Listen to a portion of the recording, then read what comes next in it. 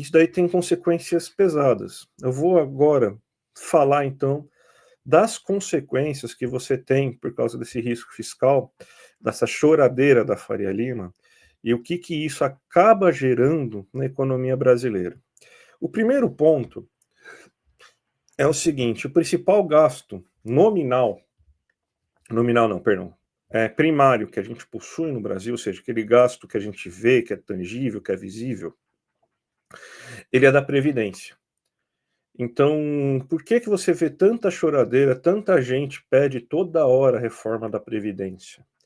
Porque é o maior gasto, óbvio. E é um gasto que você não tem muito bem como controlar, que ele não vá se elevar, porque as pessoas estão ficando velhas, as pessoas entram e têm direito de entrar no sistema previdenciário, pessoas ficam doentes e entram também no sistema previdenciário, pessoas com deficiência também entram no sistema, portadores de deficiência, né, também entram é, no sistema previdenciário via BPC, é, pessoas que acabam se tornando inválidas para trabalhar também entram no sistema previdenciário. Então, você vai ter muita gente entrando no sistema previdenciário de um ano para o outro. Então, esse é um gasto que ele vai acabar subindo sempre. Não tem muito que você possa fazer. Esse é um grande problema. E aí eles ficam tentando fazer reforma atrás de reforma para dificultar o cara se aposentar, para tentar tirar a dignidade das pessoas, fazem até a lógica de que o benefício social não deve se igualar ao salário mínimo, ou seja, existia a possibilidade de que pessoas recebam pela Previdência menos de um salário mínimo. Isso aí é é o mais atacado de todos, até por ser o principal gasto. Isso é um gasto que, se a gente for abrir, for pensar na cabeça de um liberal, não é um gasto válido, porque você está dando dinheiro para as pessoas que não são mais úteis ao capitalismo. Então, para eles, isso aqui é você gastar dinheiro com besteira. Porque quem deve receber recursos, renda no capitalismo, são pessoas que são úteis ao capitalismo, que produzem no capitalismo, que têm atividades que fazem com que você tenha, então, remuneração, que gerem receita, que gerem dinheiro para o capitalismo. Então, uma pessoa que não é útil para o capitalismo, ela não deveria receber, ela deveria ser uma pessoa que conseguisse guardar dinheiro durante a vida para agora sobreviver. E como você vai guardar dinheiro durante a vida, sendo que boa parte dos brasileiros nem consegue pagar as contas do dia a dia? Daí você vê um monte de gente aí, esses vendedor de curso, vendedor de banco, ai, você tem que poupar, assim, pô, o cara não pode tomar uma cerveja. O cara não pode tomar uma cerveja aí, porque senão ele não vai conseguir envelhecer bem. É basicamente isso. Então, esse é o primeiro ponto que ele é mais atacado na questão aí da questão previdenciária aí. Então, essa é a primeira consequência, por isso que você vai ver, vai entrar um governo, vai se entrar um governo de direita, vai fazer uma nova reforma, vai retirar o salário mínimo aí como base de referência para o aumento dos benefícios previdenciários, vai tirar mais um monte de direito, vai ser uma bela de vai ser uma bela de uma zona, né? Então, a gente sabe muito bem como que funciona isso, né? Outro grande problema, né? Já que o tal do risco fiscal acaba sendo, então, a base para isso, né? A base para você ter a chamado risco sobre o que vai acontecer com a taxa de juros, e até porque o governo gastar, sim, um pouco disso vai acabar virando inflação, não tem como. Se a gente for pegar aqui no Brasil, sei lá, desses 5% que está em inflação acumulada, 1% talvez disso aí, 1%, 2% no máximo, seja por causa que o governo realmente gastou? Sim, pode ser, sim. Mas é a inflação que eu costumo chamar de inflação boa, porque a inflação que é renda das pessoas, os preços subiram porque as pessoas estão ganhando mais dinheiro, estão ganhando mais salário, estão tendo maior renda, e isso faz com que você tenha, então, uma inflação que justamente reflita um pouco de redução de desigualdade. O salário mínimo, vocês não têm ideia, mas ele é uma das principais, é mais eficiente na redução das desigualdades, os aumentos reais de salário mínimo, do que o Bolsa Família. O Bolsa Família, ele meio que serve para conseguir tentar salvar a próxima geração. Então, basicamente, o que ele está querendo, o salário mínimo, ele dando aumento real para o trabalhador, ele consegue, porque esse aumento de salário real do trabalhador ele tem que sair em algum canto. É pela grande discussão de Calec da disputa pelo excedente da produção. O salário mínimo vai ter que sair desse excedente da produção. E o capitalista, que se tiver condição, ele vai jogar esse aumento, esse aumento do excedente, esse custo a mais que ele teve, no preço. Isso é óbvio. Mas pelo menos você aumentou o salário daquela pessoa. Então, uma parte disso, sim.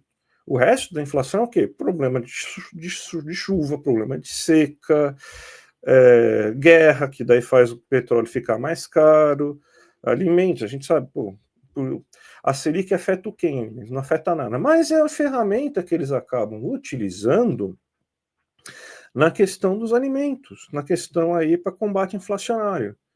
E aí você aumenta o rendimento da dívida pública. E aí mora a grande sacanagem. Porque se a gente for pensar, a taxa de juros, aumentando o rendimento da dívida pública, ou seja, o título público começa a ser pago pelo menos em 15% aí ao ano, o que faria então com que você tivesse então uma questão aí de aumento da dívida, né? Então, aumento da situação fiscal, um aumento do déficit fiscal, porque é dinheiro que o governo está tirando do caixa para colocar na mão de quem é o detentor da dívida pública. A gente sabe muito bem quem são os donos da dívida pública, é o setor financeiro. Tanto que, aquela frase do Paulo Guedes lá, que foi patética, né? Que ele falou que ia zerar a dívida pública brasileira lá. O que acontece se o Paulo Guedes zera a dívida pública brasileira? Ele basicamente, os bancos iam comprar nova dívida pública. É base, porque faz parte do rendimento essa dívida pública. Essa dívida pública, ou seja, é dinheiro também que sai do setor público para o setor privado. Então isso aí também acaba sendo uma coisa importante. O próprio Lara Rezende fala sobre isso. A dívida pública nada mais é do que você tá tirando riquezas do setor público e dando para o setor privado. Então o setor privado deveria até ficar mais feliz em relação a isso. Não é não. Mas beleza, né? Então também tem isso. E a dívida pública, ela não entra na conta do orçamento primário, que é o que a gente está falando agora até todo esse momento. O orçamento primário, ele é os gastos tangíveis. O orçamento nominal, são esses gastos tangíveis com acréscimo do que a gente chama de gastos financeiros, que é basicamente o pagamento de juros e de encargos da dívida. Ou seja, quando aumenta a taxa Selic, aumenta junto a dívida nominal. Só que vocês sabem, já ouviram falar alguém discutindo, reclamando ou falando da questão da dívida nominal brasileira? Ninguém. Eles nunca falam da dívida nominal. Porque a dívida nominal é a riqueza do setor financeiro brasileiro. Então, se a gente tem um superávit, a gente vai provavelmente ter um déficit zero esse ano, muito próximo de zero, de 0,25, na verdade, o déficit que vai ter provavelmente aí nas contas públicas brasileiras. Se a gente pega o lado nominal, o rombo é de 7, 8%. Mas isso não entra na conta, não entra na notícia, não entra na hora de você fazer análise financeira, porque olha que beleza, ele só olha o aumento ele só presta atenção e reclama do aumento com coisas tangíveis, essas coisas tangíveis que geralmente vai para o povo de verdade, vai para os trabalhadores, vai para as pessoas, que é gasto com saúde, educação, previdência, infraestrutura, segurança e tudo mais, e manutenção da máquina pública, mas não falam nada desse dinheiro que é repassado à torto e à direita para o setor financeiro que está na dívida nominal. Então, o choque, o tal do risco fiscal, ele não leva em consideração o aumento que você tem cada vez que a Selic aumenta na dívida nominal brasileira. Olha que interessante. Ele só está pensando, ele só está lendo, ele só está se preocupando com a parte tangível, com a parte que vai para os pobres, com a parte que vai para o povo, com a parte que não vai para o povo, meu amigo, ixi, eles não estão nem aí, eles não estão nem aí. Então, essa aí é uma das principais sacanagens que existe na questão aí da